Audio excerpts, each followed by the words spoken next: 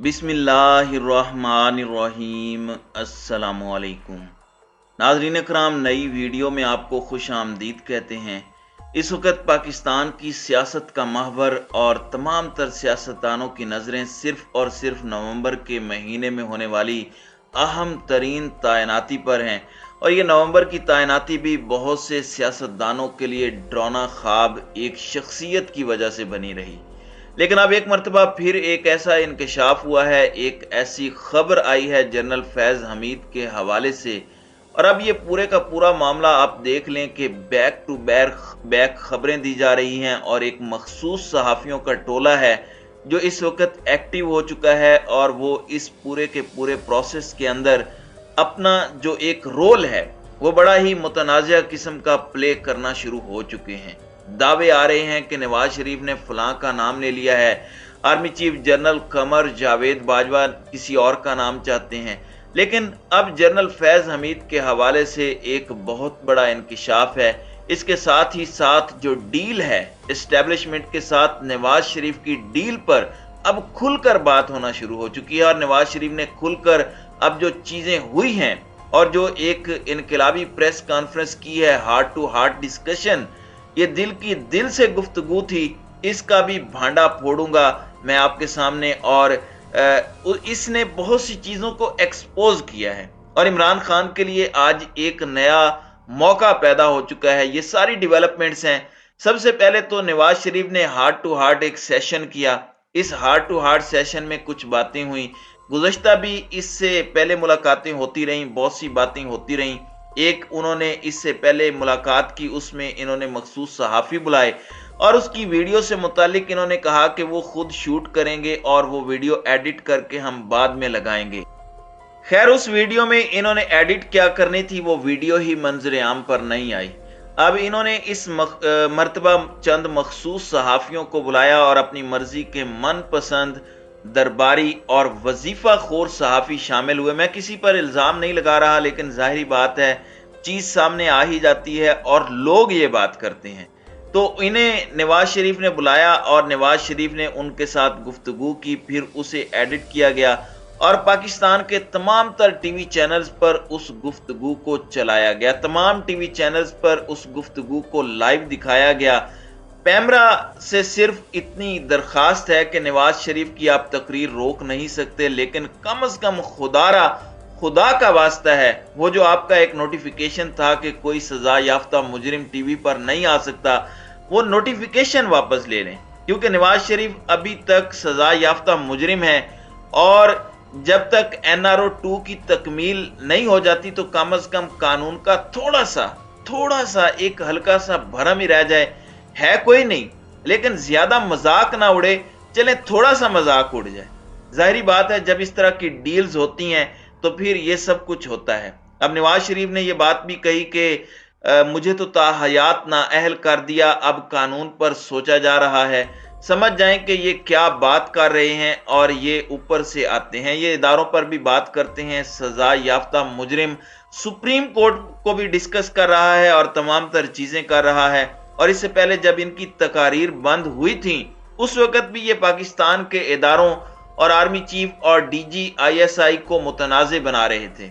अब फवाद चौधरी ने यह बात कही है कि Nawaz Sharif heart to heart तो करने जा रहे हैं, जो कि रिकॉर्डेड वीडियो ये पाकिस्तान की तमाम टीवी स्क्रीन पर चलवाएंगे, लेकिन ये हार्ट टू हार्ट जो है ये कैसे कर सकते हैं जब इनकी एस्टेब्लिशमेंट के साथ डील हुई है।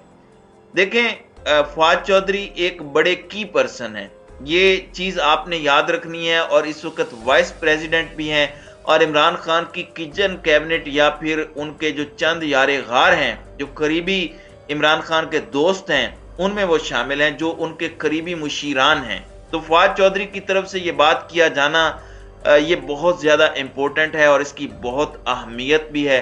और अगर हम पूरे सिनेरियो को देखें तो जाहिर बात है कि NRO 2 की जो तकमील है वो तभी होनी है जब नवाज शरीफ ने वापस आना है, और नवाज शरीफ ने प्रेस कॉन्फ्रेंसेस का भी करनी है। ये इससे पहले भी अदलिया को प्रेशराइज कर चुके हैं, उनके सहाफ़ियों को प्रेशराइज कर चुके हैं कि अब अगर शराय दस्तूर पर मौजूद शख्सियात ने कानून का डंडा चलाया तो फिर लंदन से एक प्रेस कॉन्फ्रेंस होगी उनकी करप्शन की दास्तानें एक्सपोज होंगी। तो नाज़रीन करام, ये सारी चीजें कौन कर रहा है, किसके बिहाफ पर हो रही हैं, पाकिस्तान के इदारों को ब्लैकमेल कौन कर रहा है, और अब जाहिर है वही बात है कि बने हैं अहले हवस, मुद्दई भी मुनसिफ भी, किसे वकील करें, किससे मुनसफी चाहें। तो बस इसी तरह अंधेर नगरी चौपट राज है और ये देश अंधे लोगों का है। यहाँ पर चांद ना ही निकले तो बेहतर है, क्योंकि इस तरह की चीजें हो रही हैं हमारे मुल्क में।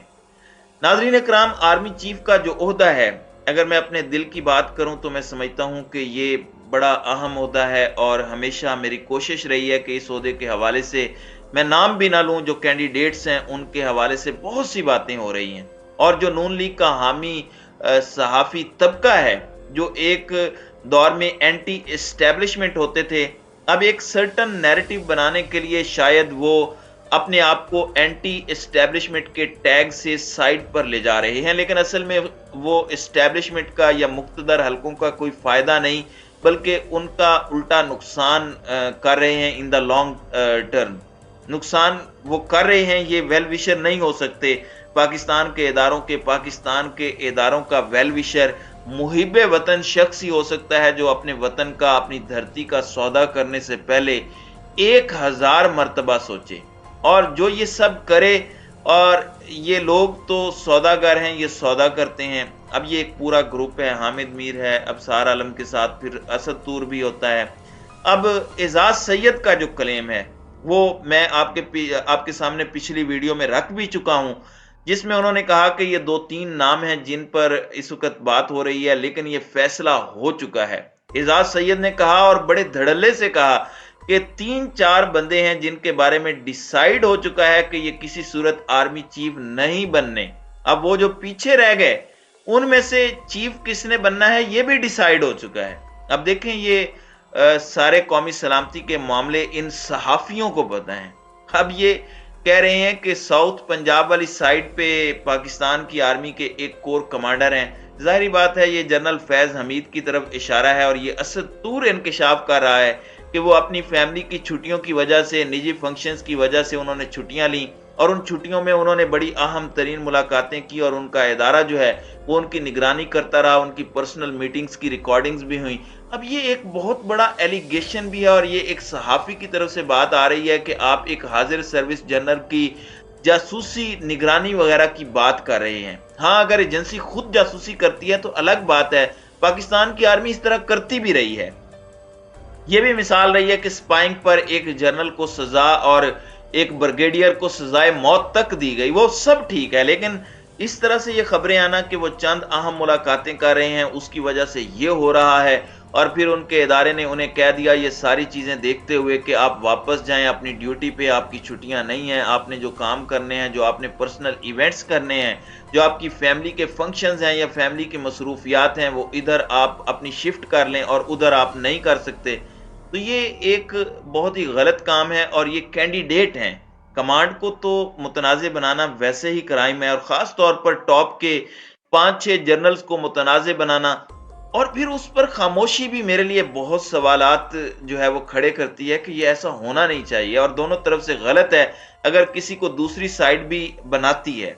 फिर देखें, एक पैमाना रखना चाहिए, लेकिन इस वक्त बहुत से सवालात ये खड़े करता है कि किसने इन सहाफियों को क्लीन चिट दी हुई है, कौन है जो इनकी पुष्ट पर है, कौन है जिसने इन्हें इस्तिस्ना दिया हुआ है, इन्हें इजाजत है इस वक्त, इन्हें एनओसी जारी है कि इदारों के बारे में कोई भी बात कर दें, और ये कभी मन गढ़ंत, कभी अपनी मर्जी से, कभी इधर उधर की ये बातें कर जाते हैं। और इस तरह की बातें आ कहां से रही हैं इनके पास? देखें, दो ही बातें हैं, या तो ये झूठ बोलते हैं, अगर ये झूठ है तो आप इस पर कार्रवाई करें, अगर ये सच है तो फिर इनके पास ये सारी बातें आ कहां से रही हैं? तो ये सारी चीजों पर मैं समझता हूं कि मामलात क्लियर होने चाहिए, और सब के लिए फिर एक ही पैमाना होना चाहिए।